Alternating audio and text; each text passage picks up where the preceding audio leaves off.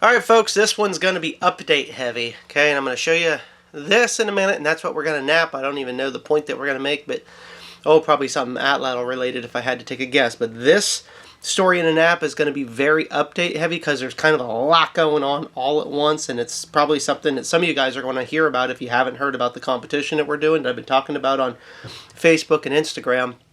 You're going to want that information. And then once I've given you the update, and as we work through this, if there's time, but I'm sure there'll be plenty of time, I got another story that I think I'll bust into a little bit. It's kind of fitting given the cold weather that everybody's been having. In fact, I've got the wood stove going here even in Florida because it's been 20 degrees. So the shop's a bit chilly. So anyway, start with the first update. The Nap Easy of the month lining out to be this, but there is a fundamental problem with it. So what we're going to do is not do a subscription based, we're at least for now, as we talked about before. Instead, I'll put something up a month and we're going to take it month by month to just kind of see how it goes before we try to do any sort of subscription, because I know a lot of people don't really want subscriptions. The color's going to be different, and then it could lead into a problem in which I am experiencing right now after testing this. So, Nap Easy of the month will be up, but it'll just be kind of like a special of the month. Let's put it that way. And I will do my best to drop a link. Well, I guess probably you can just go to Hunt Primitive and look for it. It's going to be pretty easy to find. Okay, so now, that being said, the problem with it is, although it looks pretty cool, there's a problem sometimes when I run through batches without doing full testing, because some of these minerals will react a little bit funny with one another. And I didn't fully test this one because these two different coloring minerals were perfectly fine separate, but something obviously happened when I put them together. So it's neat. So this was more of like a dual pour, which takes a lot more time actually to do. So I'm making these with these multiple colors, but instead of just swirling them and blending them together, I'm actually combining them in one piece, so there's a hard line, which is looking pretty cool. Well, the problem is, as you can see here, as I've worked it, the reds and purples turned out really smooth and glass-like, but the gray here is pretty darn grainy. Now it still naps, but it's kind of along the lines of a lower grade shirt. So we're gonna take a piece and we're gonna work it out together anyway. And then I already kind of worked that one, so if I need to, I'll just kind of finish that one out. But I'll take a piece and work through it anyway. But I checked a few of them, so that obviously leads us to a problem that I can't sell this as a premium material like our other Nap Easies. So what I'm going to do is do probably like 10 packs of these and then do them at like a very significant discount, like half off, because they're still nappable, but there's not a chance I'm going to sell this as our premium Nap Easy. So that being said, it'll be there. You can watch me work it and decide if it's something that you want. Okay, next, I'll start working on this and explain the other updates to you. And the other one is, if you've not been following me on Facebook and Instagram, you may not have seen that we are doing a primitive hunting weapons competition in conjunction with the Silver River Nap-In, which is the Saturday and Sunday of coming up here soon, February 20th, whatever those exact dates are. So yeah, you can see how it's kind of grainy and crushing right there on me a little bit. And I will put a flyer up where I'll go through this series of flyers and I'll put them up on the screen so you guys can see all the information. So all the information that you need for this is on those flyers to see if you want to register and come join the competition. And yes, the competition, it's for primitive archery, so we're not doing any modern stuff, okay? primitive archery, atlatl, throwing spears, javelins, and then also throwing sticks like rabbit sticks. Okay, so you got bows and arrows, atlatl, javelin throwing spears, and rabbit sticks, essentially. So the dates for those are going to be on the flyers. The rules and everything will be on that sheet. And would like to see you come on out and compete. And yes, you can kind of consider this a casting call and an audition to potentially be involved in some future hunt primitive videoed hunts and projects.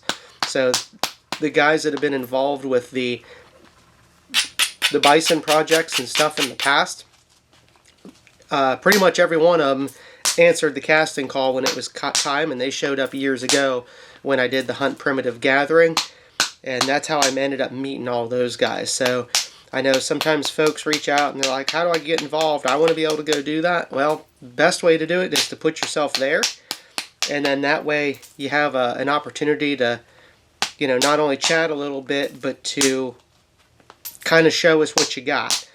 You know, and it's also an opportunity also to be able to point out later to some of the social media critics and whatnot, because there's a lot of armchair quarterbacks out there that are like, well, I could do that. You know, I could do that if I had to. So it's kind of that open call out. Well, come on and let's give it a try. Show us what you got, sort of thing. So it's going to be a light, fun-hearted tournament. It's not a big tournament. It's just a competition. I wouldn't even call it a tournament, I suppose. It's just during the Knap-in, so an hour each day and an hour Saturday evening after close for the javelins. See, it still naps. It's just kind of grainy and a little bit cruddy in there. But the reds came out just premium like the rest of it does. So, and every one of these is going to have, you know, just kind of an easy mix. Some will have more gray, some will have more red. Probably a pretty good deal for somebody that still wants some beginner rock to use. So anyway, come on out if you want to. I know it's coming up and it might be short notice for some of you guys. And show us what you kind of got. And maybe you'll get to be included in a future project if we find out that you're really good at something and that we need somebody to fill a slot. That's kind of how that works. So sometimes I don't know exactly what I'm getting into until I see the skills that people have. So come on out and give it a try. Okay, so then that being said, since we're doing the javelin throw, and I'm working on a project this year that's going to include some hand throw spear content. So we're kind of getting down to the bottom of some of that. Some folks saying that spears aren't meant to be thrown, that they're thrusting spears, and then at the same time we did the video, you know, kind of debunking the whole either the pike theory for Clovis or running up and just stabbing like this, and that they would run up to a mammoth and stabbing it, and the mammoth would go mammoths or bison or whatever. I mean, that's not a reality. You know, it's a good way to get yourself killed if they don't just run away from you. But if you've ever seen the, you know, videos of elephants absolutely destroying like water buffalo and rhinoceros and stuff like that, they stomp them into the ground. So I don't believe that people were running up to mammoths and just stabbing them with a thrusting spear. And I do believe that they were using the atlatl quite a bit, I think primarily, but people still want to keep talking about throwing spears and all of that. So we're going to do a whole project on that. And so I've been making and working through quite a few throwing spears and javelins.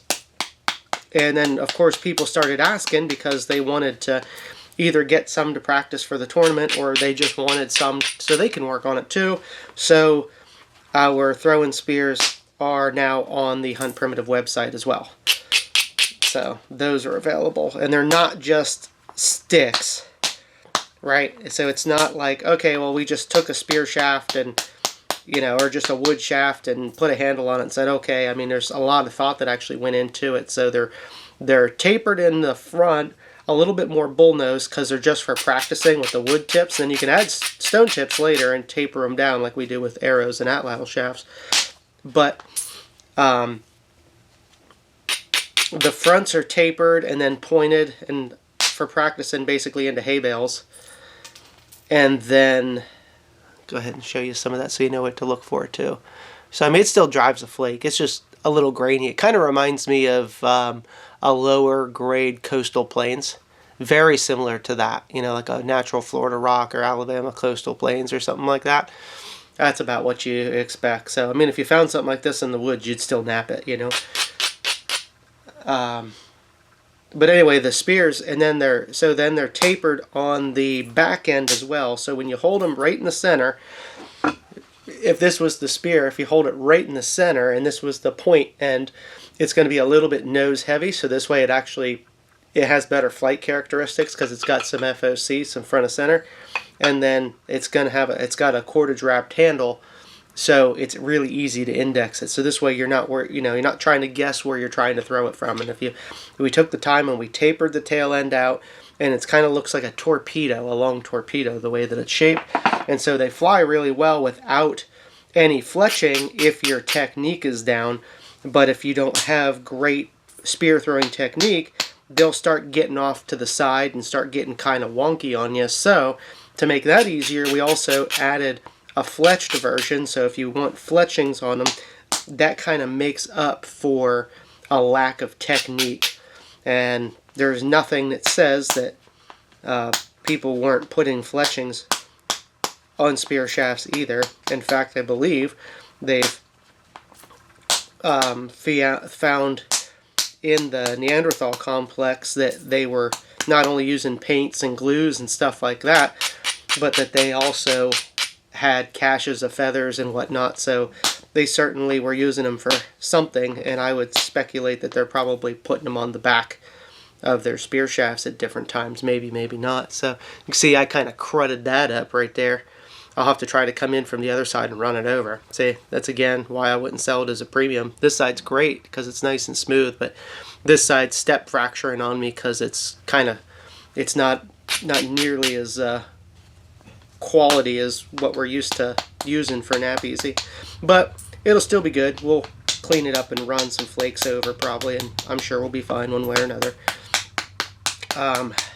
So anyway, yeah, we got the spears up there, the tournaments ago, giving you at least an idea on what to expect for Knap Easy of the month, and probably I would like to say around the 1st of the month. I know we're a little bit late here for this, but I would generally say the 1st of the month. Oh, that's right, that was the other thing I wanted to tell you about too, is we're not going to be whatever we get for the Knap Easy of the month, we're not going to be including it in the normal mix because we don't know exactly what we're going to create, and we have to keep an inventory because we're not always going to make the same thing, and it's going to be special stuff.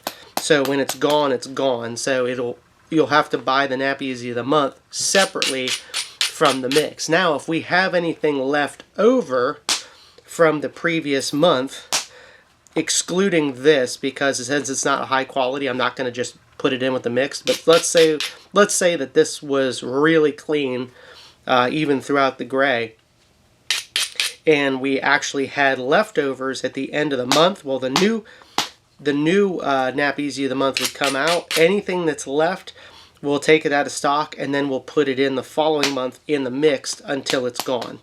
Now, like I said, I'm not going to do it with this one because it's not a high enough quality to do that with. But that's kind of how we're planning on working that moving forward. So if you want specifically whatever the new Knap Easy is, you'll have to just get it separately, and it will be inventoried so we don't accidentally oversell. So anyway, okay, we got, I think, all of that stuff covered.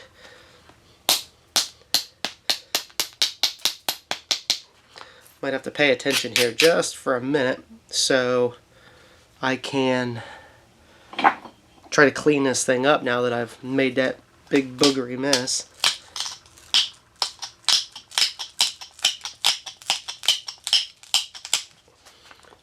I've certainly napped worse rocks than that, but I definitely made a bit of a mess with this one.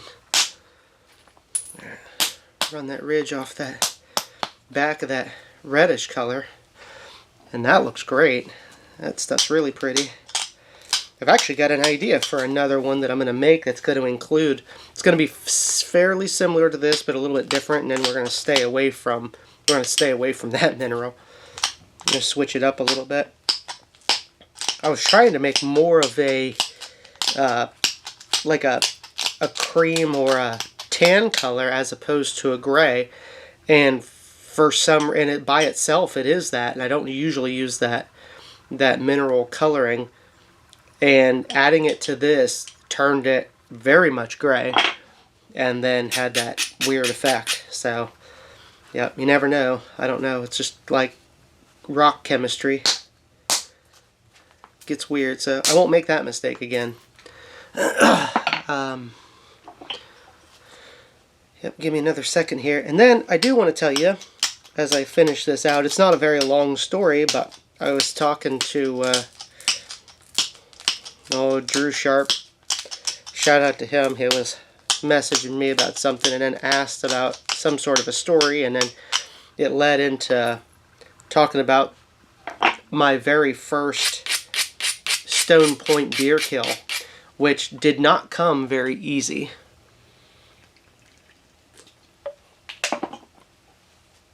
I really struggled with it for a while, and I've written about it before and told folks about it, but you know, when I was really getting started with hunting with stone points, there wasn't really anybody out there that was hunting with stone points regularly. I mean, a couple people, you know, maybe killed one from a recurve, or you know, a couple guys maybe with a self bow, but for the most part there was not a lot widely available because we didn't have social media the way we have today, and finding these people, even though there were a few folks doing it, like Dad Beckham was, and Donnie Collins, and I'm sure some more that just aren't coming to mind right now.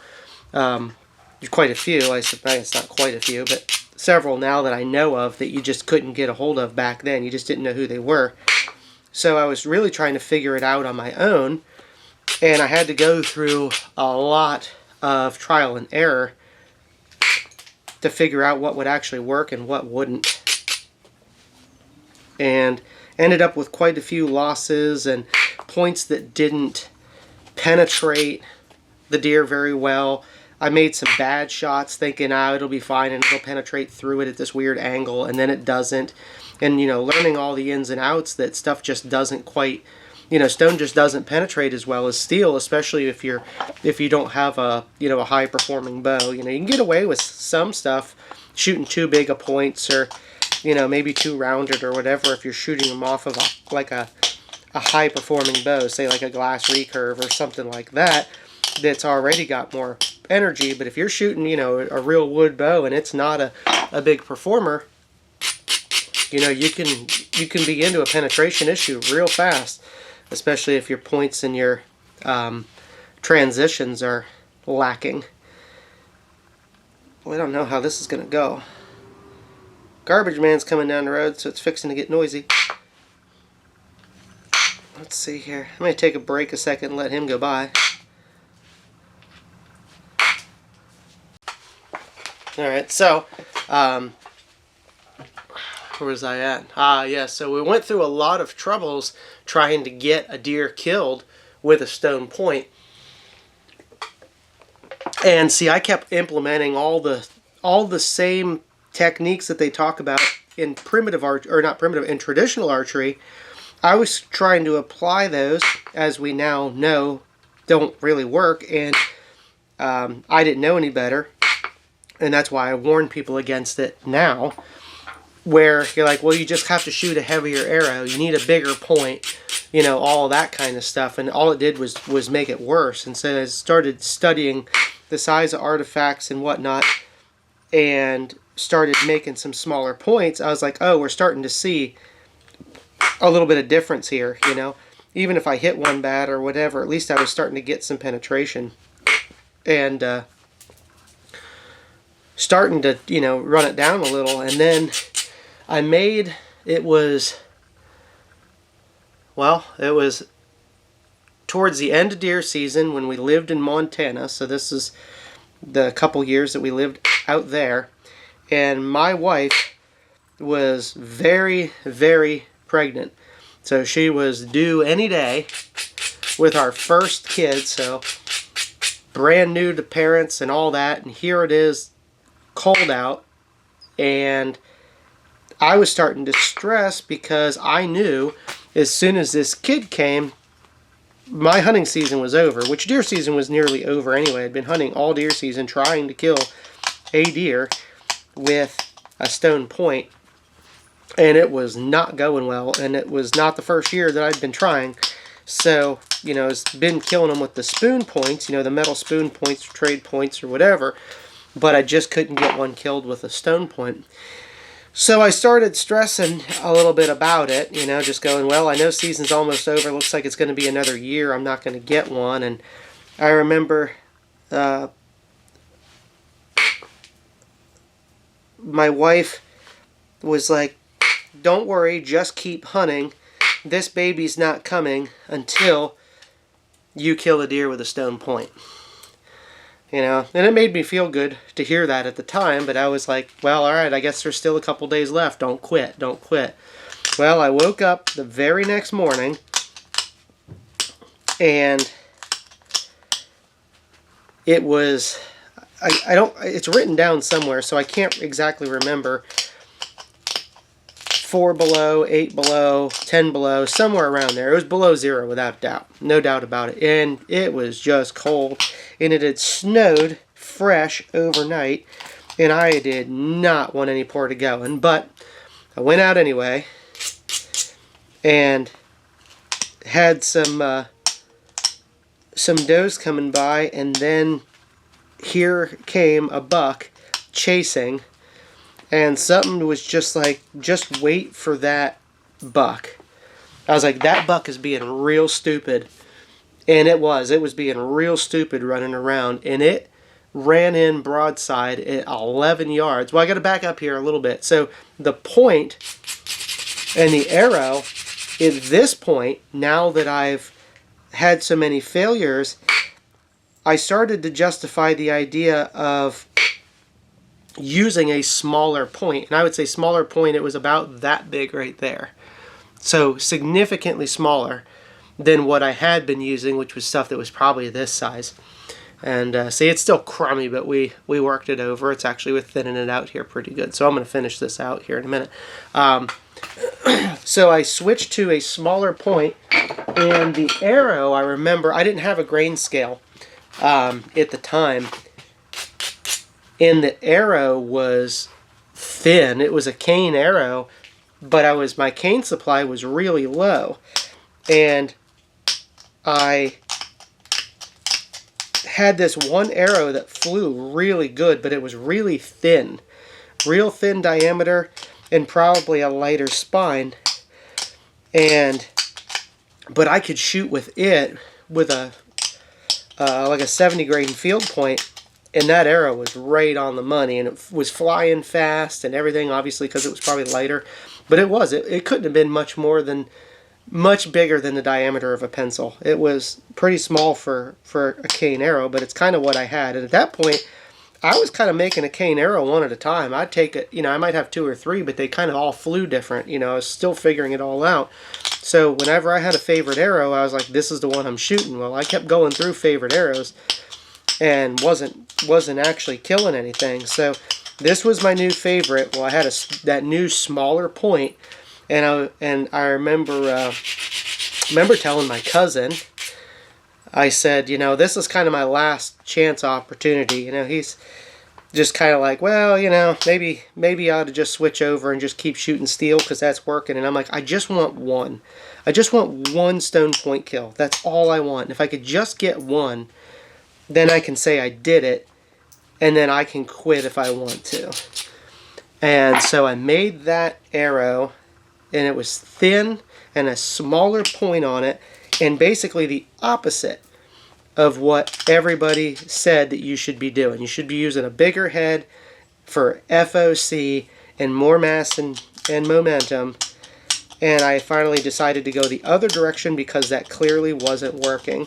And anyway, so I was out there, and it is cold, cold, cold. Fresh snow on the ground, and that deer come running through grunting, and it ran right up chasing a doe, and it ran about 11 yards, stopped perfectly broadside. And I mean, it happened so fast because I was following along with it. And I mean, the second it stopped, it like stuck its nose up in the air to smell and curl, and I let it go, and I ripped that thing right through the pocket in the armpit.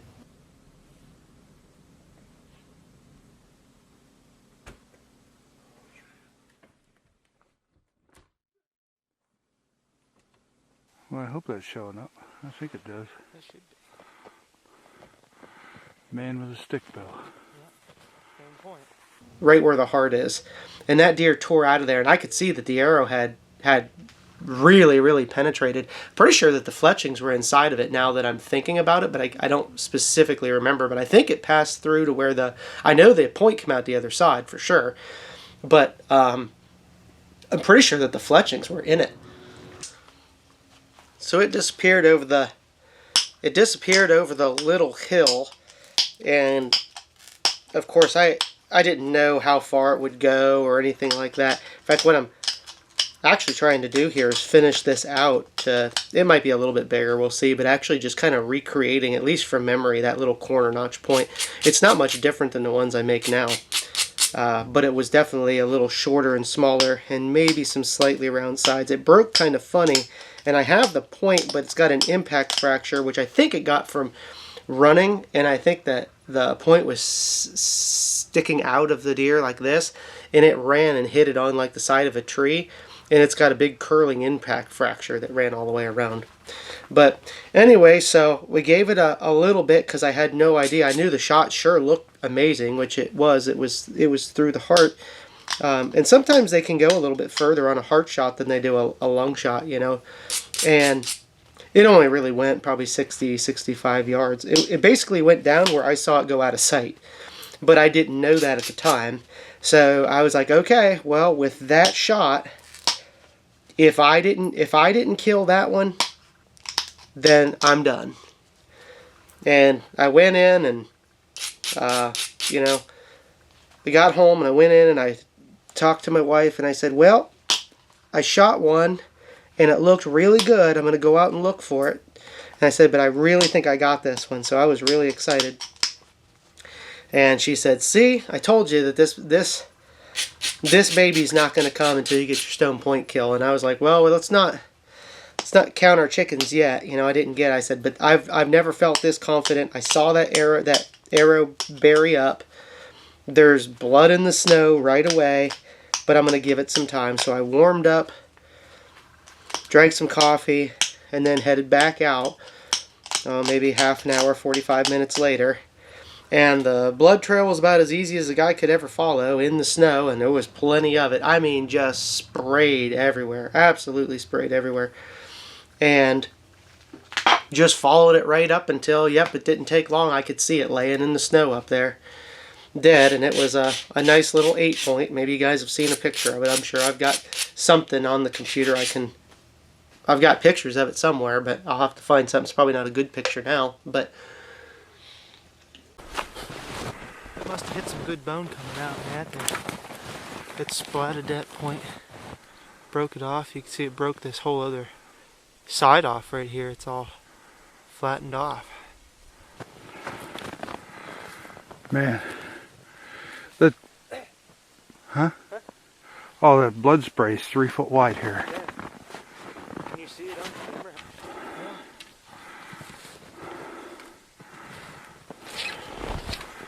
That is just right where it needs to be. Is that the fletching end of it? Yep, that's the fletching end. He's not some huge rack thing, but that is a trophy with a stone point. That is for sure. Very nice. Look at that. That's just nice.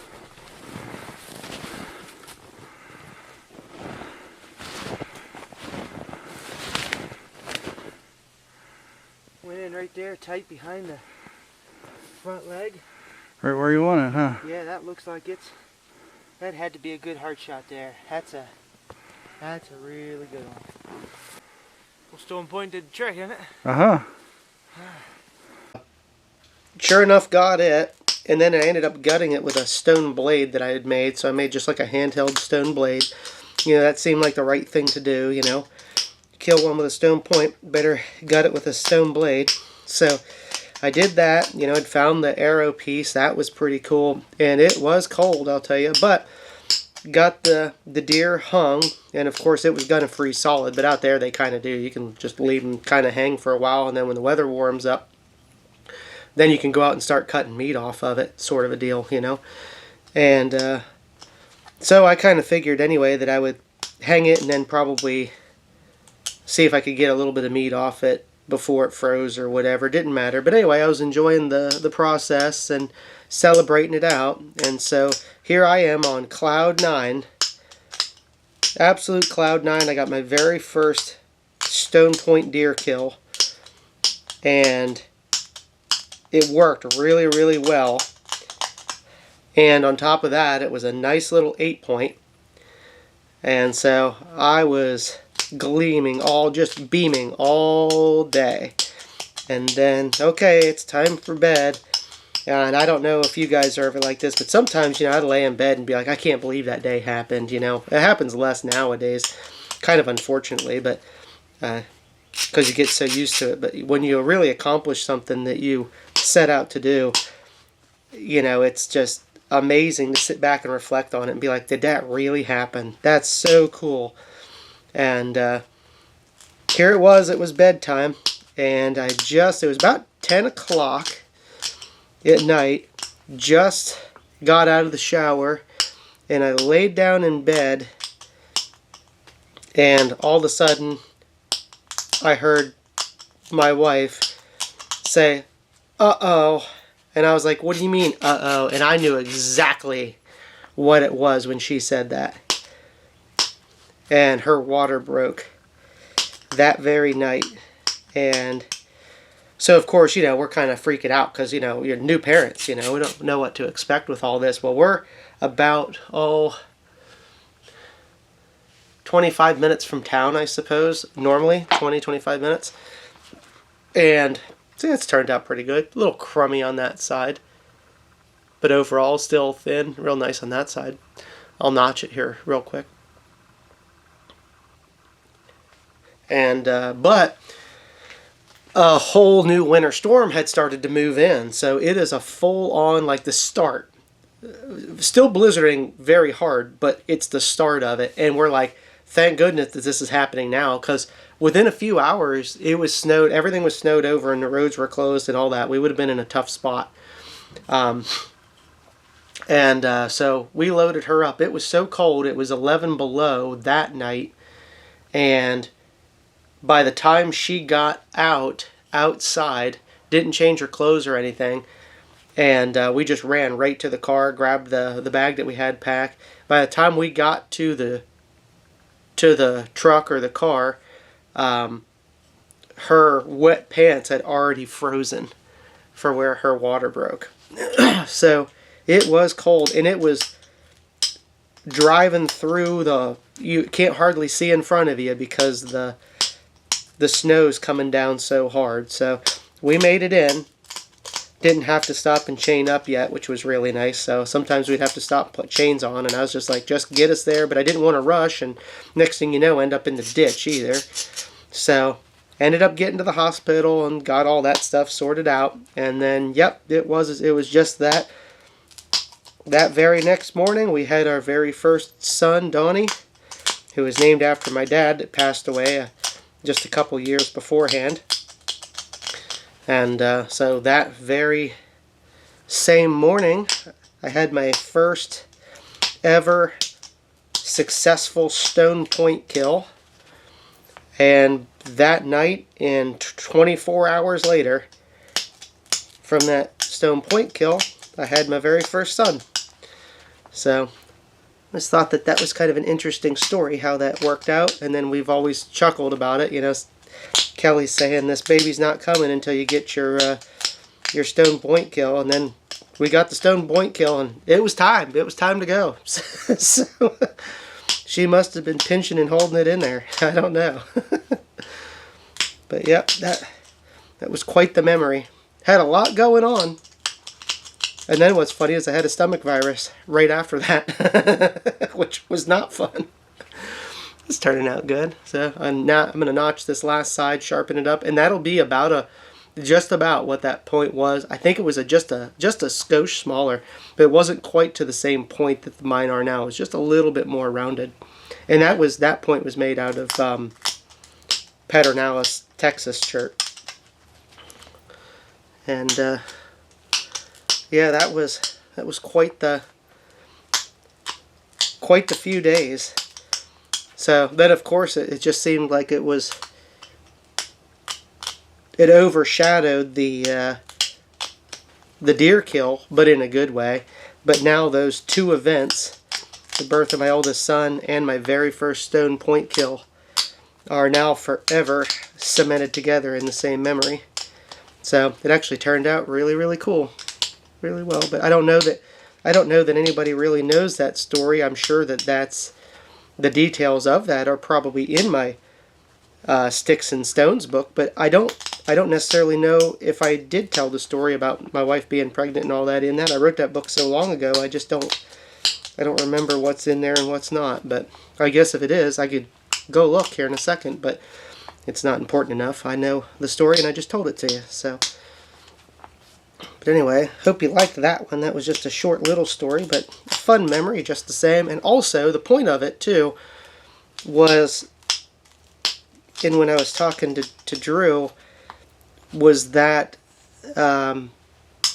it's normal to go through a learning curve, you know. And most people, I've seen this. I don't think this was specific to him. The conversation got brought up, but it's so common. I see where people get started in primitive archery or hunting with stone points, and you know, they go out and they lose a deer, and then they quit. They're like, I'm not any good at this. This isn't. You're not supposed to lose them or whatever. And it's like that's part of bow hunting in general, especially when you're doing it a really difficult way.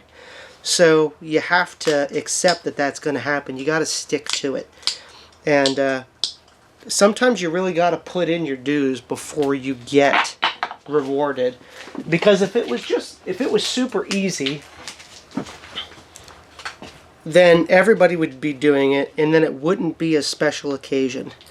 And so there's nothing wrong with going through the learning curve. If you shoot some and you lose them, that's just the name of the game, you know. A wolf doesn't kill every animal it runs down. A mountain lion doesn't get every deer it hunts, you know. That's just the way. That's the way the world is. That's why it's called hunting, you know. And you know, when you're shooting something with a stone point too, and I've said this many times, where people are like, "Well, that's terrible. You're out shooting stuff and wounding it and not finding it." You got to remember that you shoot something with a stone point, it's not like shooting it with a rifle or even a compound bow. You're talking about a bow that probably doesn't have a tremendous amount of energy, and then a point that doesn't rust, so it's not introducing any sort of corrosion or anything. It's kind of a clean way to get wounded, and unless you hit them in the, like if you hit a flesh wound, let's say you hit it above the spine, that deer's not going to die, and it's gonna be running around doing its normal thing the very next day. It's really not that big of a deal compared to, you know, if you're shooting a great big expandable point and you rip a giant hole through it with a compound bow or something like that. You know, that's a little bit different. That's a big old wound right there, you know. Or, you know, shooting a rifle and end up shooting the front leg off of a deer or something like that and losing it. So, you know, to go out and do it this way and to wound a couple here and there, that's normal. And honestly, more get wounded or killed with cars than you're ever going to do with sticks and rocks. And statistically, thinking about it that way, you know, how many deer get wounded by novice hunters with rifles and compounds, or folks that are trying to shoot way too far. So it's all just perspective. You know, we don't really want to lose anything, but that's all part of the learning curve no matter what. So you don't get down on yourself if it happens. You just realize it's part of it, and if you want to get it figured out, you got to go through the paces on it, and eventually you start learning what you can do and what you can't do, and what gear works and what gear doesn't work. And once you start getting that ironed out, you'll start finding a lot more success. But that's also what my channel is about, but also what my books, the Secrets and Science books, that they're all about, is teaching people all the ways that I failed, so hopefully other people don't have to fail the same way that I do, and they can get their success a lot faster. But it does still amaze me that even though I've killed over 80 big game animals with sticks and rocks, that there are still people on the internet that are just absolute experts that have never killed anything before, that are telling me that I'm doing it all wrong. You know, that's that joke I posted about it. I don't know if I mentioned it in another video or not, but that joke is saying the best parents are the ones that don't have any kids. You ever hear that? So somebody doesn't have any kids. Well, I wouldn't raise my kids like that. My kids are going to be like this.